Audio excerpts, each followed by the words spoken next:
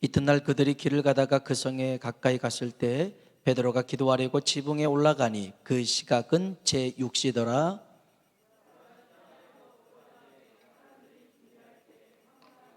하늘이 열리며 한 그릇이 내려오는 것을 보니 큰 보자기 같고 네 개를 메어 땅에 들이웠더라.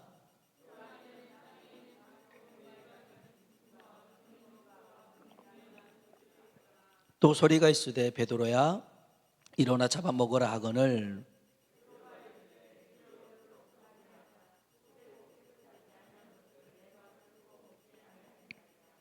또 두 번째 소리가 있으되 하나님께서 깨끗하게 하신 것을 내가 속되다 하지 말라 하더라.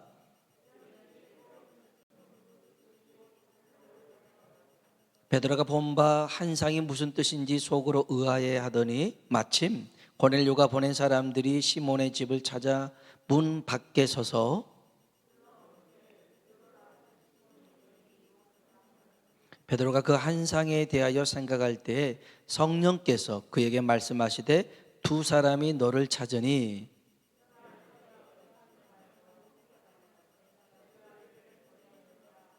베드로가 내려가 그 사람들을 보고 이르되 내가 곧 너희가 찾는 사람인데 너희가 무슨 일로 왔느냐.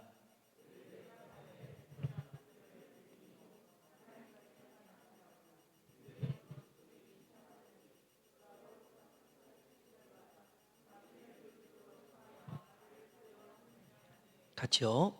베드로가 불러들여 유숙하게 하니라. 아멘. 거기까지 보겠습니다. 오늘 하나님의 은혜가 우리 가운데 임하길 주의 이름으로 축복합니다. 우리가 이제 교회 300석 이상 되는 교회는 50명까지 비대면 예배를 드리는 중에 함께 할 수 있습니다. 모든 예배는 지금 우리 수도권 서울에 있는 모든 교회는 비대면 예배가 원칙입니다. 300석 이상은 50명까지, 300석 이하는 20명까지. 그래서 제가 일일이 다 헤아려 봤습니다. 일일이 해보고 2층까지 해서 300석이 돼서 우리가 50명까지 예배 드릴 수 있으니 나중에는 우리가 같이 온라인 예배뿐만 아니라 또 이렇게 대면 예배로도 함께 모여서 이렇게 얼굴 보고 예배 드리니까 너무 기쁘고 감사하네요. 아무튼 우리 모두에게 하나님의 은혜가 임하길 주의 이름으로 축복합니다. 베드로가 오늘 한상을 봤는데요, 그 전에 이 베드로와 백부장, 이방인 백부장 고넬료의 공통점이 하나 있습니다. 그들은 기도 시간에 환상을 봤다라는 것입니다. 기도 시간에. 그래서 오늘 여기 보면 베드로는 제6시, 그러니까 헬라 표기로는 6시간을 더하는 게 우리 시간입니다. 그러니까 낮 12시에 기도했습니다. 고넬료는요 제9시에 기도했죠. 오후 3시에 기도했습니다. 그러니까 고넬료든 베드로든 정해진 기도 시간이 있었다는 것입니다. 이건 굉장히 중요한 의미를 우리에게 내포하고 있습니다. 유대인들은요 하루 3번씩 기도를 합니다. 이른 아침 6시에, 낮 12시에, 그 다음에 오후 6시에 이렇게 3번 기도를 하죠. 모슬렘은 이슬람교 사람들은 하루에 5번씩 기도를 합니다. 새벽, 정오, 해지기 전 2시간, 해진 후, 해진 다음 2시간. 이들은 이렇게 하루에 5번씩 민방위 경보음 같은 삐 소리가 나면 기도를 하는 거예요. 그 시간은 전체 다 기도하는 시간으로 정해져 있어요. 우리가 신앙생활 하는 데 있어서 기도하는 습관은 매우 중요합니다.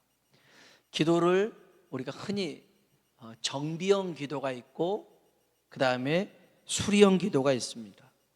이렇게 있다고 얘기하는데, 정비형은 말 그대로 먼저 예방하고 점검해서 하는 걸 정비죠. 자동차를 생각하면 됩니다. 그래서 자동차가 사고가 있기 전에 뭐 엔진 오일이든 뭐든 점검해서 하는 것. 그런데 수리는 뭡니까? 이게 사고가 났어요. 엔진이 멈췄어요. 그제서야 수리를 하는 거죠. 여기는 큰 부담이 따릅니다. 그러니까 기도도 마찬가지입니다. 정비형 기도는 평상시 하는 기도고요, 수리형 기도는 위급할 때 하는 기도가 수령 기도입니다. 근데 여러분 알아야 됩니다. 평상시에 기도해야 위급할 때도 기도할 수 있습니다. 평상시에 기도하지 않으면, 기도가 쌓이지 않으면 능력이 나타나지 않습니다. 여호수아가요, 기브온 족속과 하천을 맺죠. 근데 이제 배신했다고 덤벼드는 이 사람들을 위해서 도우러 가면서 그가 아주 짧지만 힘있게 기도하는 게 이거였습니다. 태양아, 너는 기브온 이에 머무르라. 달아, 너도 아얄론 골짜기에서 그리할지어다. 이 짧은 기도가요, 태양을 멈춰버리고 달을 멈춰버렸습니다. 길게 기도한 게 아니었습니다. 짧았지만 그가 이런 기도에도 능력이 나타났던 게 뭐냐면, 그는 모세와 더불어 해막에서 항상 기도했고요, 모세가 자기 장막으로 돌아와도 이 여호수아는 해막에서 기도했던 사람이었습니다. 기도의 중요성을 알았고 기도했던 사람이었습니다. 그러니 기도의 능력이 나타난 겁니다. 오늘 우리들의 기도가 짧은 기도에도 능력이 깃들 수 있게끔 늘 기도하는 사람 되길 주의 이름으로 축복합니다. 문제가 있을 때만 기도해서는 안 됩니다. 문제가 있을 때만 기도하면 하나님 어떻게 하겠어요? 계속 기도하라고 문제를 계속 냅니다. 그러면 그 문제 푸는 게 얼마나 힘들어요. 시험 이거 하는 게 얼마나 힘듭니까?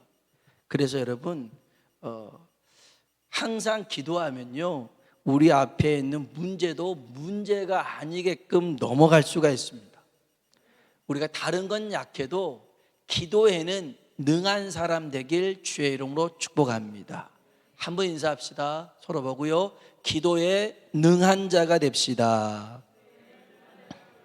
아멘. 네, 기도에 능한 자가 되자는 겁니다. 근데 이렇게 기도하는 사람에게는 정해진 기도 시간, 정해진 기도 장소가 있더라는 것입니다.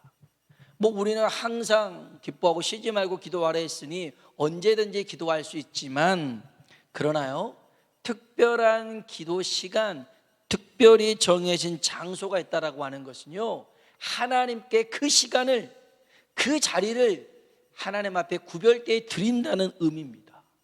주님께서도 늘 바쁘게 사역하셨지만 한적한 곳, 그것이 곧 감난산이었는데 거기서 늘 기도하셨습니다.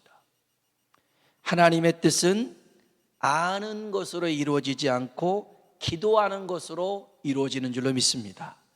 그래서 우리가 더욱 기도에 힘쓰는 사람 되길 주의 이름으로 축복합니다. 시편 35편 13절에 보면 다윗이 너무 멋있는 말을 합니다. 그가 이렇게 얘기합니다. 한번 따라해 볼까요? 내 기도가 내 품으로 돌아왔도다. 아멘. 얼마나 멋있습니까? 내 기도가 내 품으로 돌아왔다. 하나님의 응답으로 돌아왔더라는 거예요. 오늘 우리들에게도 이러한 놀라운 은혜가 임하기를 원합니다. 오늘 본문에 보면 베드로가 기도하다가 한 상을 봐요. 하늘에서 큰 그릇, 보자기가 이렇게 네 기퉁이에 있는 그릇이 내려오는데 보니까 각종 네 발 달린 짐승, 기는 것, 공중에 나는 것이 있어요. 이거 이제 성경에 부정하다고 여긴 것들이었어요. 레위기 11장에 보면 낙타, 토끼, 돼지, 독수리, 까마귀, 부엉이, 악어, 도마뱀, 이런 것들이 율법에 부정한 짐승들이었어요. 근데 그게 있는 거예요. 그게 가득. 근데 하나님이 그럽니다. 그것을 잡아 먹어라. 그러니까 베드로가 뭐라고 그래요? 아니요, 부정한 짐승은 먹을 수가 없습니다. 전 결코 먹지 않겠습니다. 하나님이 그러시죠. 하나님이 깨끗하다고 하는 것을 네가 더럽다 여기지 말라 그럽니다. 근데 한 번에 끝나지 않아요. 또 하나님이 그래요. 잡아 먹으라. 하나님 안 된다니까요. 부정한 거예요. 먹을 수가 없어요. 무슨 소리냐. 내가 깨끗하게 했다. 잡아 먹어라. 또 그럽니다. 이 베드로에게는 항상 세 번이 중요한 것 같아요. 베드로는 이 삼위, 예수님 부인할 때도 세 번 부인하고, 예수님 사랑한다고 할 때도 세 번 사랑한다고 그러고, 또 예수님 하나님이 잡아먹으라고 해도 안 된다고 그러고 세 번이나. 참 이런 거 보면 인간미가 넘치는 우리 베드로 형님인데 위로가 돼요. 성경에 이런 분들이 있어서 얼마나 위로가 됩니까? 위로가 돼요. 그런데 이 부정한 것을 안 먹는다는 것을 잡아먹으라, 내가 깨끗겠다라고 하는 의미가 뭐냐면, 이 의미는 그 다음에 이방인 고넬료가 찾아오잖아요. 초청해서 이제 부르잖아요. 바로 이방인의 구원에 대해서 얘기하고 있는 것입니다. 그래서 지난 시간에도 봤지만 구원이 유대인에게만 있는 게 아니라 이방인에게도 구원이 있고, 성령이 유대인에게만 임한 게 아니라 이방인에게도 성령이 임한다. 그것을 말씀해 주고 있죠. 그래서 하나님께서 왜 이런 결정을 하셨냐면, 성경을 한번 봐볼까요? 사도행전 뒤에가 로마서입니다. 로마서 11장입니다. 로마서 11장 로마서 11장 17절을 보겠습니다. 여기 로마서 11장에 이방인의 구원에 대해서 자세하게 설명해 놓고 있는데요, 참 감람나무에다가 젖붙임을 합니다. 돌 감람나무를 젖붙임하는 내용으로 이방인 구원에 대해서 설명하는데요, 17절 말씀을 한번 읽어보겠습니다. 로마서 11장 17절 읽어볼까요? 또 한 가지 올마가 꺾이었는데 돌 감람나무인 내가 그들 중에 젖붙임이 되어 감람나무 뿌리의 진액을 함께 받은 자가 되었은즉. 아멘. 여기 보니까 돌 감람나무는 이방인들입니다. 참 감람나무는 유대인들이에요. 그런데 이 참 감람나무의 가지들을 끊어버리고 돌 감람나무 가지를 젖붙임했더라는 겁니다. 그 이유가 뭐지요? 20절 보십시오. 20절 같이 한번 읽겠습니다. 옳도다. 그들은 믿지 아니함으로 꺾이고 너는 믿음으로 섰느니라. 높은 마음을 품지 말고 도리어 두려워하라. 아멘. 이 유대인들이 믿지 않으니까 그 유대인들을 꺾어버리고 그 구원의 자리에 이방인들을 젖붙임했더라는 것입니다. 믿음이요, 믿지 않으니 꺾어버리고 믿으니 붙였다는 것입니다. 그런즉 높은 마음, 교만한 마음 품지 말라는 거예요. 아, 내가 잘나서 구원받았구나, 우리가 제대로 하고 다르니까 구원받았구나, 그러지 말라는 거예요. 거기 한번 21절 한번 봐볼까요? 21절 읽어봅시다. 하나님이 원 가지들도 아끼지 아니하셨은즉 너도 아끼지 아니하시리라. 아멘. 원래 참 감람나무도 잘못했을 때는 과감하게 잘라버릴 수 있는 하나님인데, 나는 내가 못들어 해도 나는 구원받아서, 그러지 말라는 것입니다. 교만하지 말고 하나님 앞에 두렵고 떨린 마음을 가져라. 그래서 22절에 보면 그러므로 하나님의 인자하심과 준엄하심을 봐라, 그렇게 얘기합니다. 그래서 우리는 하나님의 은혜에 감사할 줄 알아야 되고, 또한 하나님께서 베푸신 그 구원을 우리는 두렵고 떨림으로 이루어가야 될 줄로 믿습니다. 요한복음 15장에 보면 하나님의 나라와 믿음을 일이 아닌 관계로 설명을 하고 있습니다.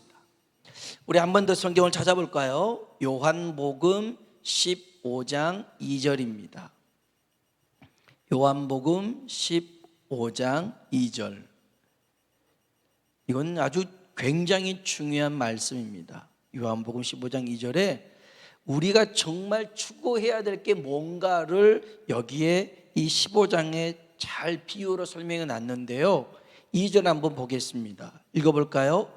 무릇 내게 붙어 있어 열매를 맺지 아니하는 가지는 아버지께서 그것을 제거해 버리시고, 무릇 열매를 맺는 가지는 더 열매를 맺게 하려 그것을 깨끗하게 하시느니라. 아멘.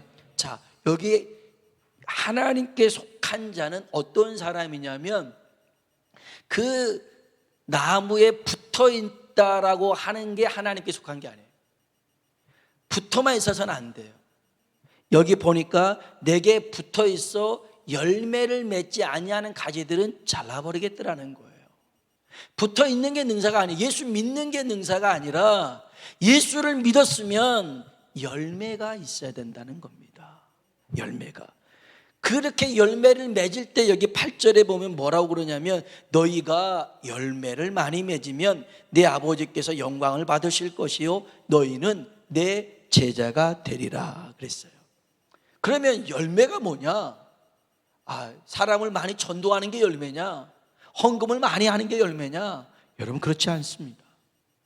누가 예수님의 제자고 하나님께 속한 자이냐면 예수님을 나의 구원자, 나의 주인으로 믿는 것입니다. 이 두 가지.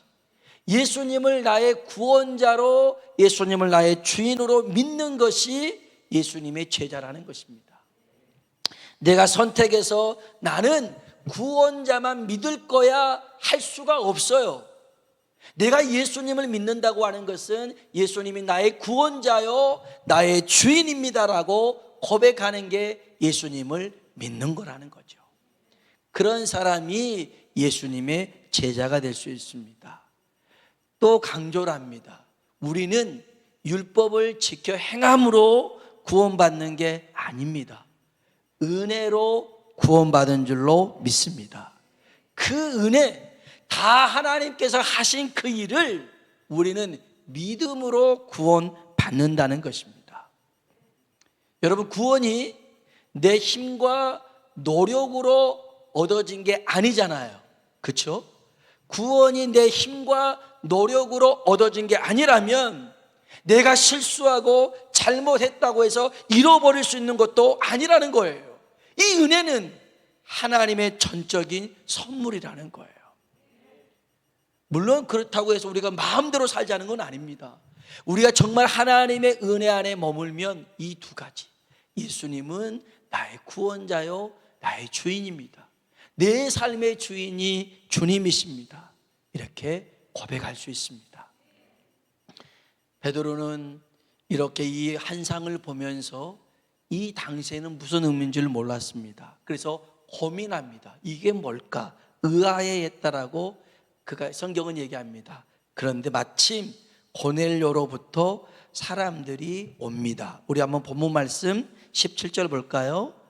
사도행전 10장 17절 말씀 같이 한번 읽어보겠습니다.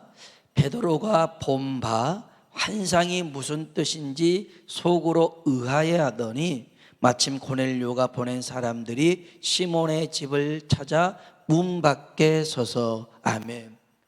이 사람들이 왔어요. 그래서 왜 왔냐라고 이제 물어보니까 이제 고넬료에 대해서 얘기하죠. 근데 그 전에 여기 성경에 한번 봐보십시오. 19절입니다. 19절 읽어볼까요? 베드로가 그 환상에 대하여 생각할 때에 성령께서 그에게 말씀하시되 두 사람이 너를 찾으니 일어나 내려가 의심하지 말고 함께 가라. 내가 그들을 보내었느니라 하시니 아멘. 자, 여기 잘 보셔야 됩니다. 베드로가 환상을 본 것 정말 부럽습니다.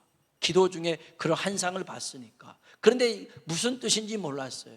그런데 자기와 함께 하신 성령님이 야, 이 사람들 내가 보낸 것이니 따라가라는 겁니다. 자, 베드로가 봤던 환상이 중요할까요? 베드로와 함께한 성령님이 중요할까요? 성령님이 중요합니다. 내가 이 환상을 봤는데 무슨 뜻인지 모르지만 무조건 이거 내가 본 대로 할 거야. 이것보다 중요한 게 뭐냐면 베드로와 함께한 성령님의 말씀에 그가 즉각 순종했다라는 게 중요합니다. 여기서 우리는 한 가지를 알 수 있습니다. 성령님은 베드로가 고민하고 의심하는 문제 가운데 가르치고 인도하셨다는 겁니다. 성령님은 베드로와 같이 고민하고 염려하셨다는 겁니다. 베드로는 자신의 문제를 기꺼이 성령님과 공유했더라는 것입니다. 여러분, 성령 충만이 뭐냐면 내가 안고 있는 문제, 내가 고민하고 염려하는 문제, 의심하고 불안한 문제, 이것들을 성령님과 공유하는 게 성령 충만입니다. 손에서 염력이 나가고 막 사람들이 쓰러지고 막 이런 것이 성령 충만이 아니라 내 모든 문제와 또 성령님의 생각과 이것들이 공유되는 것, 이게 바로 성령 충만이라는 거예요. 성령님의 결정에 순종하는 게 성령 충만인 줄로 믿습니다. 성령님은 하나님의 깊은 것까지 다 깨뚫고 계신 분입니다. 그래서 베드로는요, 감추지 않았어요. 숨기지 않았어요. 그런 성령님의 음성을 무시하지 않았어요. 그래서 성령님이 가라, 내가 보냈다 하니 따라갑니다. 이해 안 됐어요. 뭔지 몰랐어요. 그런데 성령님이 말씀하시니 따라갔어요. 여러분, 하나님은 이 일로 베드로의 생각을 깨부시길 원합니다. 생각을 넓히는 것, 그러려면 생각의 틀을 깨야 됩니다. 내가 알고 있는 생각, 내가 경험했던 일들, 내 감정에서 이 틀을 깨지 않으면 이 틀 안의 것만 봅니다. 그런데 하나님은 우리 이 생각의 틀을 성령님을 통해서 깨트리기를 원해요. 요만한 그릇을 요 안에서 성령님이 자꾸 깨트려서 더 크게 만드시는 거죠. 그래야 더 큰 일들을 행할 수 있고 더 큰 것들을 볼 수 있는 것입니다. 그래서 여러분, 하나님이 잘 쓰시는 방법이 뭐냐면 하나님은 나를 변화시킵니다. 내가 변화되길 원하십니다. 우리는 하나님 환경 좀 바꿔주세요, 좀 좋게 해주세요, 편안하게 해주세요 라고 기도하는데 하나님은 네가 변해야 된다, 네가 달라져야 된다, 그렇게 말씀하고 있어요. 내가 변화되지 않고 내 주변만 변화되잖아요. 그러면 그런 문제는 똑같이 계속 반복됩니다. 그런데 내가 변하고 내가 달라지면 이제는 잘 자란 것들은 그냥 넘어갈 수가 있더라는 것입니다. 야복강 나루토에서 에서를 변화시켜달라고 야곱이 기도합니다. 에서가 400명을 데리고 우리를 죽인대요. 하나님, 에서의 마음을 돌이켜주세요.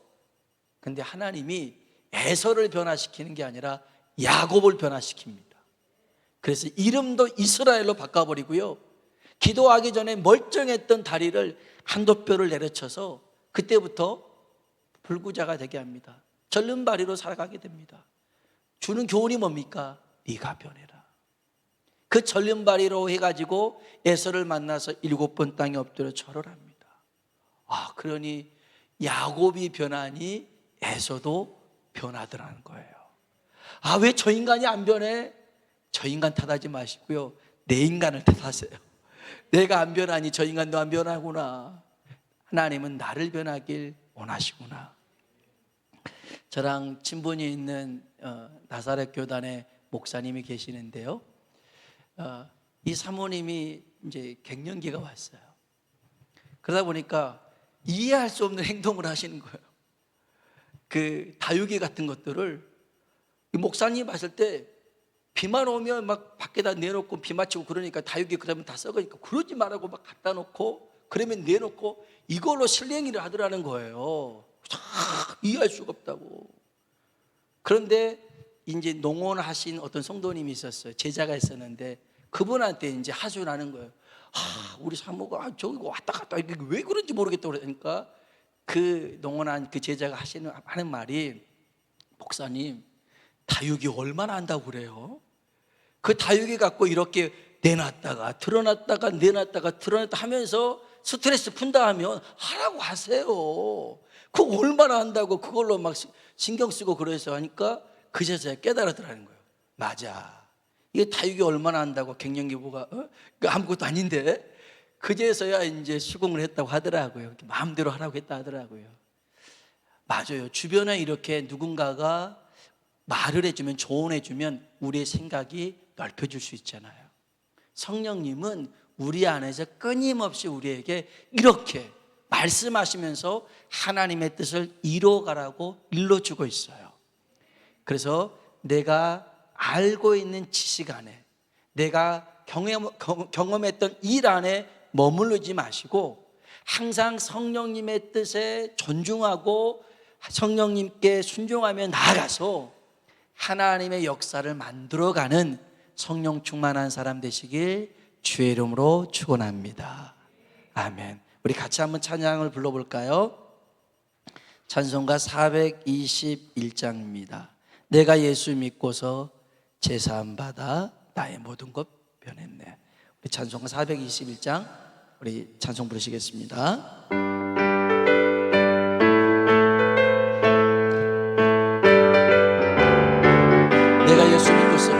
내가 예수 믿고서 제사함 받아 나 모든 것 다 변했네.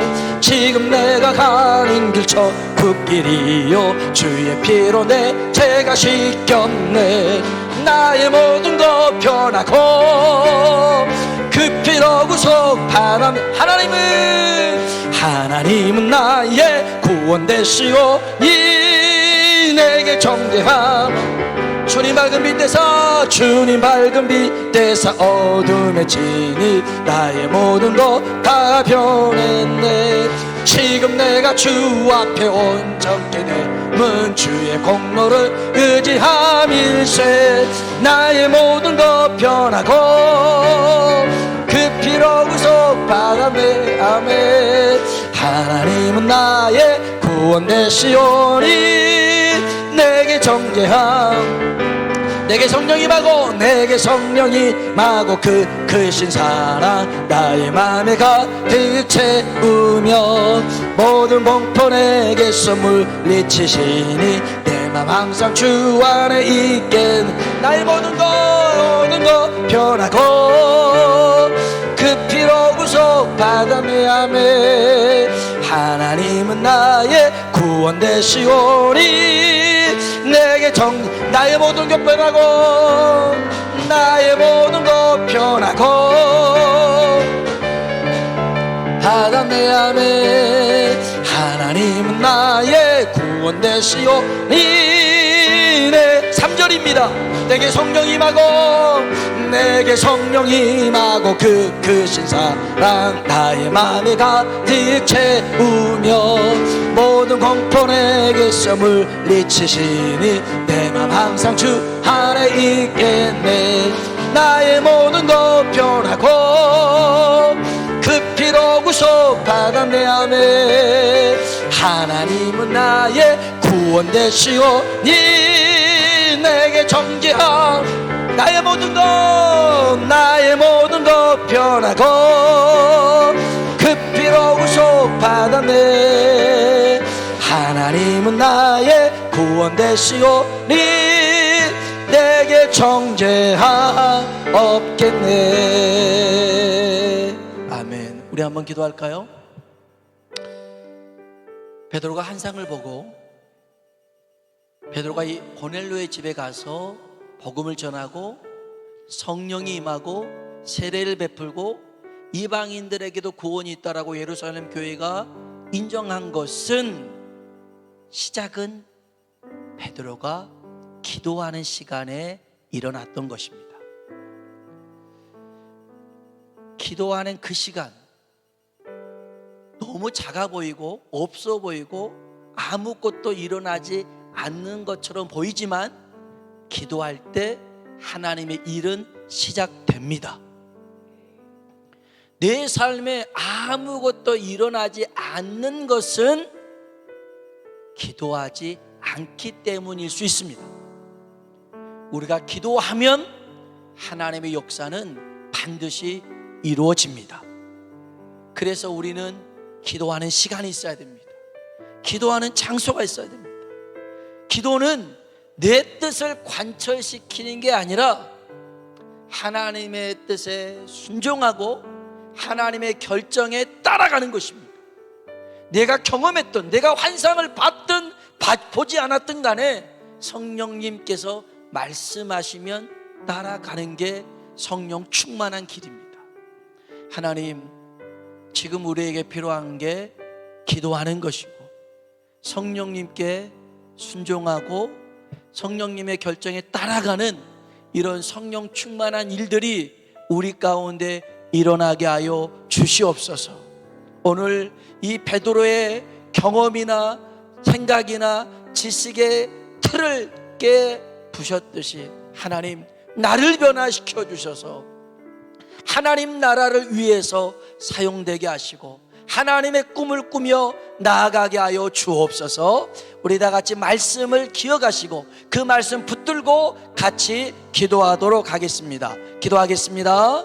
하나님 아버지, 감사합니다. 하나님께서 우리를 사랑하여 주셔서 오늘도 하나님 주여 말씀 예배로 우리를 불러주시고 함께하여 주시니 감사합니다. 하나님, 베드로가 제6시 기도 시간에 기도하다 환상을 봤습니다. 고넬료는 제9시 기도 시간에 또 천사의 그런 응답을 받습니다. 기도할 때 이러한 일들